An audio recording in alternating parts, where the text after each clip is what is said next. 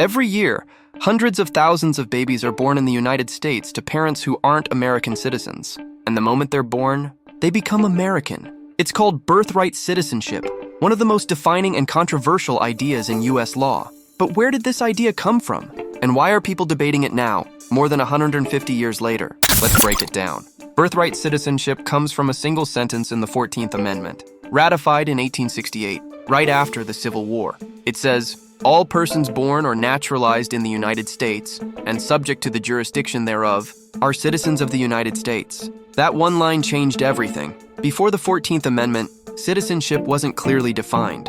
Enslaved people, even those born in the U.S., weren't recognized as citizens. The 14th Amendment fixed that. It made sure that formerly enslaved people and their children were full Americans, protected under the law. From that point on, anyone born on U.S. soil automatically became a citizen. It didn't matter who their parents were or where they came from, but the meaning of that promise was tested 30 years later. In 1898, a man named Wong Kim Ark was born in San Francisco to Chinese immigrant parents. When he returned from a trip to China, U.S. officials refused to let him back in. They said he wasn't a citizen because his parents were immigrants. So he took his case to court, all the way to the Supreme Court. The court ruled in his favor.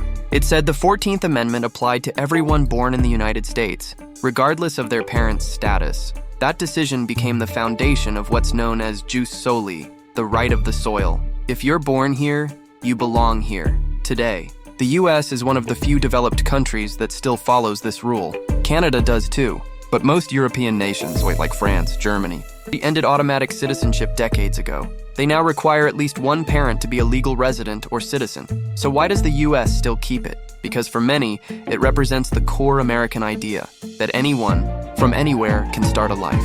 Here, their children will truly belong, but that idea has also become one of the most politically divisive. Critics argue that birthright citizenship encourages illegal immigration, that people cross the border to have what they call anchor babies. They claim it's being exploited, but here's what often gets left out. A US-born child's citizenship doesn't give their parents legal status. In fact, that child can't even apply to sponsor their parents for citizenship until they're 21 years. Old supporters say that ending birthright citizenship would punish innocent children and undermine the equality the 14th Amendment was written to protect.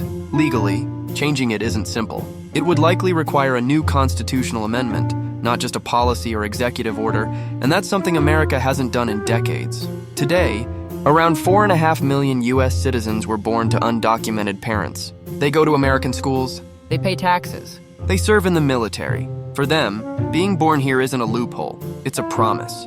A promise that this country, at least in principle, belongs to everyone born on its soil. Whether you see birthright citizenship as a gift, a mistake, or a cornerstone of equality, it's one of the defining questions of what it means to be American. Because in the end, this debate isn't just about law or borders. It's about identity. Who gets to call themselves American? And who decides where belonging begins?